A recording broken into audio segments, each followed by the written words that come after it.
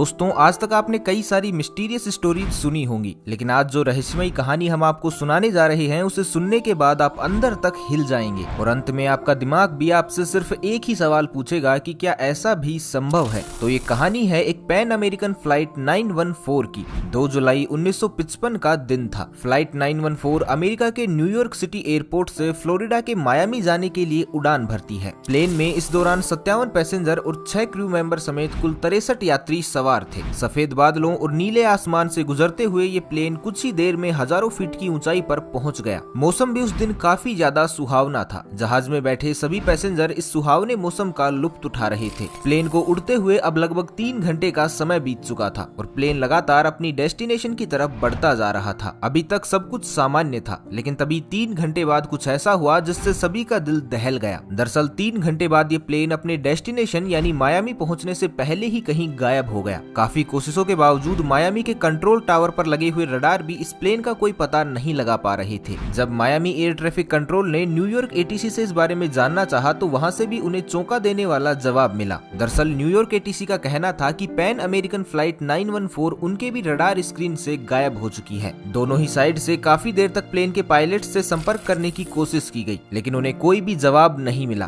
Plane का यूं अचानक से गायब हो जाना सभी के लिए एक बड़ी चिंता का विषय बन गया। काफी देर तक ढूंढने पर भी जब प्लेन का कोई पता नहीं चला तो अधिकारियों ने अनुमान लगाया कि शायद प्लेन कहीं क्रैश हो गया है। इसके बाद इन्वेस्टिगेशन टीम को इस प्लेन को ढूंढने के लिए भेजा गया। प्लेन न्यूयॉर्क और मायामी के बीच अटलांटिक ओशन के ऊपर से ही कहीं गायब हुआ था। ऐसे में कोस्ट गार्ड की एक टीम को भी इस काम में लगाया गया ताकि अगर क्रैश होने के बावजूद प्लेन का मलबा कहीं समुद्र में गिरा हो तो उसे ढूंढा जा सके। इसके लिए काफी दिनों तक सर्च ऑपरेशन भी चलाए गए, लेकिन अफसोस इन्वेस्टिगेशन टीम को ना तो प्लेन मिला और ना ही उसका मलबा। जब काफी दिनों तक प्लेन का कोई सुराग नहीं लगा तो अंत में सरकार ने ये कहते हुए अपना पल्ला झाड़ लिया कि पैन अमेरिकन फ्लाइट 914 क्रैश हो चुकी है। लेकिन सरकार की ये बात लोगों के गले नहीं उतर रही थी, क्योंकि ये प्लेन क्रैश हुआ है इस बात का कोई भी सबूत सरकार नहीं दे पाई थी। और अगर ये क्रैश हुआ भी था तो फिर इसका मलबा कहाँ था। इसके बाद इस केस की फाइल ठंडे बस्ते में चली गई। साल बीतते गए और दिन आया 9 सितंबर 1992 का, यानी इस प्लेन के गायब होने के ठीक 37 साल बाद। जगह थी वेनेजुएला का कैराकस एयरपोर्ट।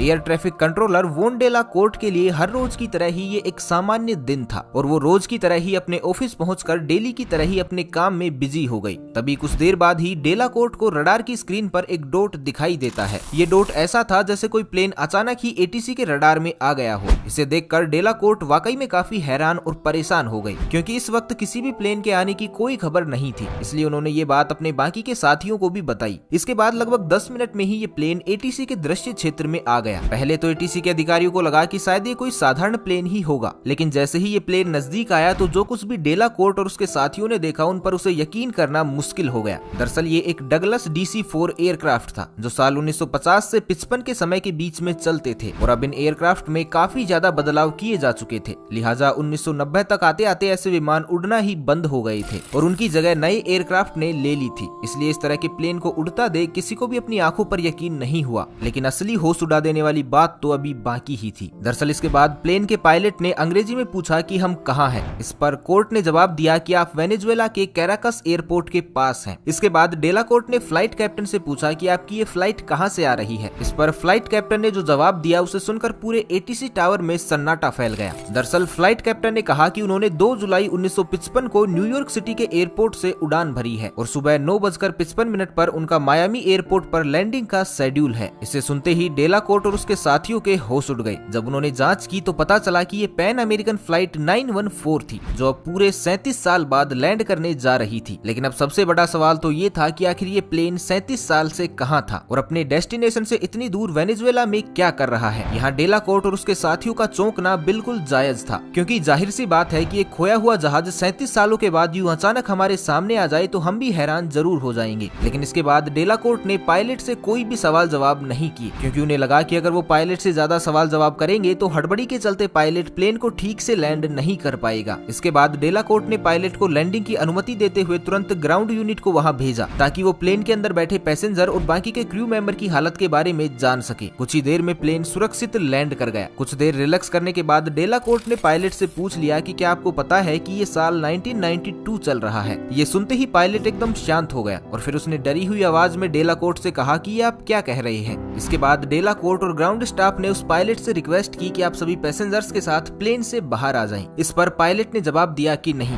दूर रहिए, अब हम यहाँ से जा रहे हैं, और वो तुरंत ही वहाँ से जाने लगे। लेकिन भागते वक्त पायलट के पॉकेट से एक कैलेंडर नीचे गिर गया जो साल 1955 का था। इसके बाद पायलट ने विमान का इंजन फिर से स्टार्ट कर दिया और बिना टेक ऑफ क्लियरेंस का वेट किए प्लेन को रनवे पर दौड़ाते हुए टेक ऑफ कर गया। टेक ऑफ करने के कुछ ही देर बाद ये प्लेन एक बार फिर से एटीसी के रडार से ठीक उसी तरह से गायब हो गया जैसे साल 1955 में हुआ था। ये देखते ही एटीसी को एक बार फिर से झटका लगा। उन्हें कुछ भी समझ में नहीं आ रहा था कि कैसे एक प्लेन 37 साल बाद आया और आने के कुछ ही देर बाद ये एक बार फिर से गायब हो गया, और एक बार फिर से ये कुछ इस तरह से गायब हुआ कि आज तक भी इसका कोई भी सुराग नहीं लग पाया है। आखिर ये प्लेन कहां से आया था और कहां चला गया? इस प्लेन का यूं रहस्यमयी तरीके से गायब हो जाना आज भी एक बड़ी चर्चा का विषय है। दोस्तों, अब इस रहस्यमयी घटना को जानने के बाद आपका दिमाग भी यही सोच सोच कर चकरा रहा होगा कि आखिर ऐसा कैसे संभव है। तो परेशान मत होइए, क्योंकि हम भी आपकी ही लिस्ट में शामिल हैं। हमें भी ये समझ ही नहीं आ रहा कि आखिर ये प्लेन 37 सालों तक कहां था, और अगर ये आसमान में भी कहीं उड़ रहा था तो 37 सालों तक उड़ने के लिए इसे फ्यूल कहां से मिला?